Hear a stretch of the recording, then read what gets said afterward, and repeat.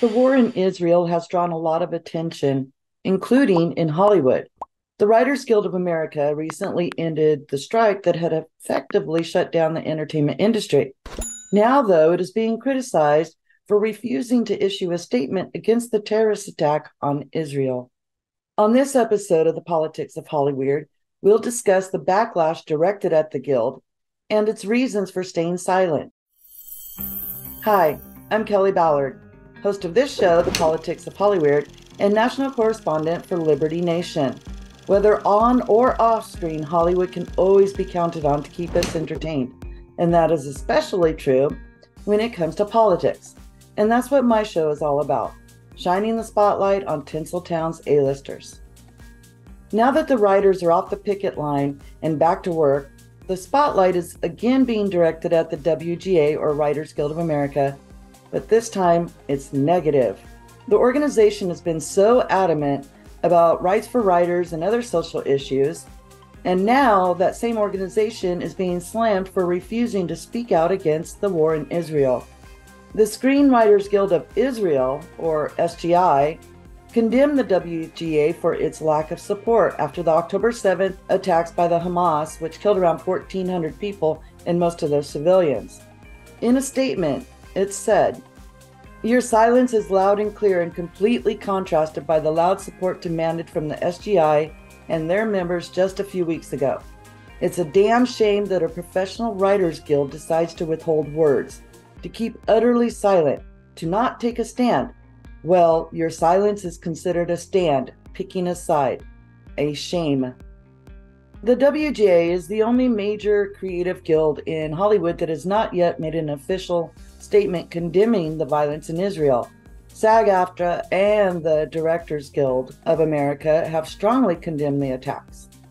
But Israel's guild is not the only group that's publicly criticized WGA for not speaking out. On the public platform called Medium, senior showrunners, which are the top-level executive writers and producers, they posted a letter signed Writers Speak Out with more than 60 signatures. They posted this: "When it comes to taking a stand, the Writers Guild of America has always led by example. When employers sought to exploit our work, the Guild bravely spoke up. When the BLM movement took flight, the Guild rightfully spoke up. When the hashtag #MeToo reckoning came and Hollywood needed to change, again the Guild spoke up. But when terrorists invaded Israel to murder, rape, and kidnap Jews, the Guild stayed silent."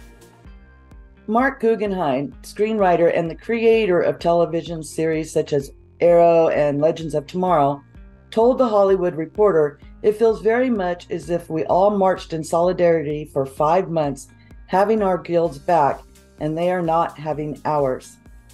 Members of the WGA met last week during a Zoom meeting to discuss how to handle issuing a statement. However, the board said, "We found consensus out of reach," meaning the decision was divided. After the open letter signed by senior showrunners, management met again this week and sent a message to its members, explaining its reason for not responding, and they blamed in part the recent agreement that ended the writer's strike. The way the new contracts were restructured to end the strike led to policy changes on public statements, the organization claimed. And since the membership is made up of about 40% journalists, they have to be picky on what they support. The message they sent, in part, reads, "We in leadership agreed to move away from the public statements that did not directly involve our guild, our industries, or the labor movement." It added, "We realize this will strike some of you as inadequate. We also realize that our own personal sentiments about the atrocities in Israel committed by the Hamas on October 7th and the ongoing humanitarian crisis in Gaza will not suffice. Representing a diversity of workers means our union is strong enough to hold many different views." This non-stance by the WGA comes at a time when Americans are divided on the war in Israel, as Liberty Nation editor-in-chief Lisa K. Donner pointed out in her article, "Who's Behind the Pro-Palestinian Protests?" To quote Mrs. Donner, Bearing in mind that more than 3/4 of U.S. citizens polled consider themselves pro-Israel, it was unnerving to see so many well-organized Palestinian voices spring up with such speed. Diversity has its place, but what happens when a company or organization becomes so diverse it cannot speak out against such violence? This might be something SAG-AFTRA might want to think about during its upcoming negotiations to end its strike. That's it for this episode of Hollyweird. Thanks for tuning in, and be sure to go to LibertyNation.com for more Hollyweird stories, original reporting and analysis, and videos and podcasts from our staff. Until next time.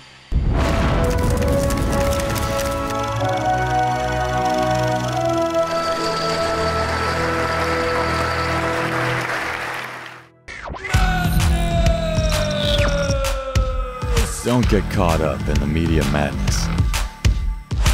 Join our movement for free thinking and free speech at LibertyNation.com.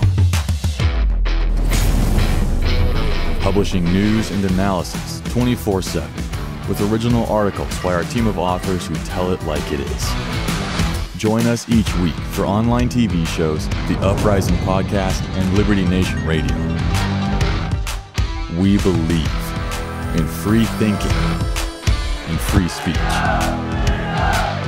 We are LibertyNation.com.